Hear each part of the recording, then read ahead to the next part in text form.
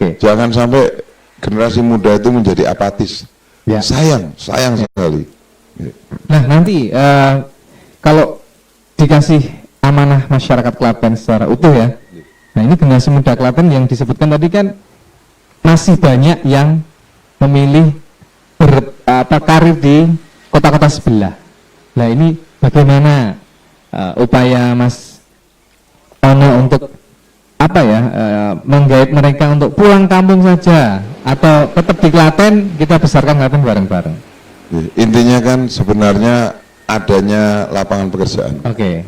Karena mungkin Klaten saat ini lapangan pekerjaannya tidak terlalu banyak dibandingkan dengan Solo maupun Jogja. Jadi kalau saya pribadi, pertama kita kejar pengadaan lapangan pekerjaan dulu. Kalau lapangan pekerjaan sudah ada, insya Allah nanti adik-adik ini pasti ingin kembali. Dan kalau sudah kembali ingin bersama-sama membangun kotanya. Intinya kan kita tumbuhkan rasa bangga terhadap kota dulu. Nah kalau ngomong soal dunia pendidikan ini kayaknya sudah kapan sekali ya, tadi di San Diego udah 9 tahun ya. Terus di Jakarta juga keluarga di bidang pendidikan. Nah kalau soal seni budaya, ini Klaten ini kan punya potensi yang luar biasa juga. Ada bangunan-bangunan candi, terus di daerah Klaten juga ada Rombo Warsito ya. Yang itu aset yang sejarah yang luar biasa dan budayanya juga banyak sekali yang menarik. Nah ini seperti apa gambaran Mas One nanti ke depannya? Jelas kalau saya ini sangat menyukai budaya.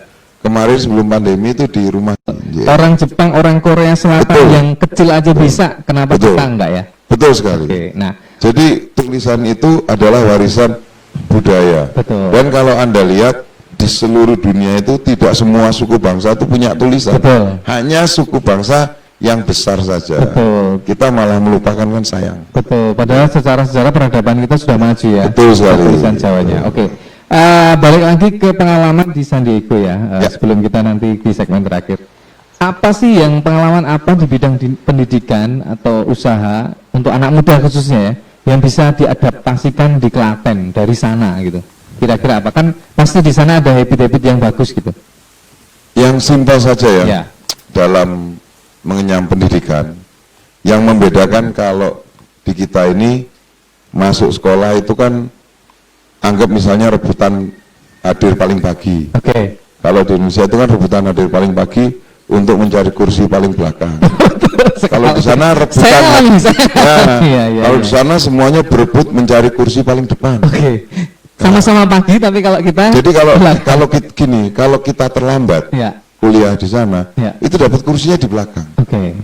Itu sebabnya kawan-kawan itu, terutama orang-orang Amerika, dia pasti setengah jam sebelum kuliah dimulai ya? Sebelum kuliah dimulai pasti sudah hadir. Tujuannya biar bisa ngebuk kursi paling depan. Nah pertanyaannya, kok mereka senang di depan? Saya pernah bertanya, kenapa kalau rebutan di depan? Loh, kita kan sekolah bayar. Kalau kita di belakang rugi dong. Udah bayar nggak dapat ilmu kan gitu. Kalau orang Indonesia mungkin agak berbeda. Itu yang terjadi di mana-mana ya. Dan itu peranan memang habit itu harus kita ubah ya. Betul sekali. Jangan sampai nanti konsep itu terus berlanjut. Dan juga satu lagi saya tambahin yang menarik. Karena itu kalau dosen bertanya, ada pertanyaan, itu hampir semua angkat tangan. Misalnya ada yang bertanya langsung semua ya? Hampir semua, terutama yang nggak jelas. Dia akan meminta dosennya untuk mengulang. Ini pernah ada kejadian lucu. Waktu itu kebetulan kita punya dosen, ini ya tukar dosen ya. Ini kebetulan dari dosennya dari Afrika atau dari mana, mengajar di tempat kita. Nah, pada saat dia mengajar, kawan saya ada nggak jelas. Nah, dia lalu bertanya, ada pertanyaan nggak? Dia angkat tangan.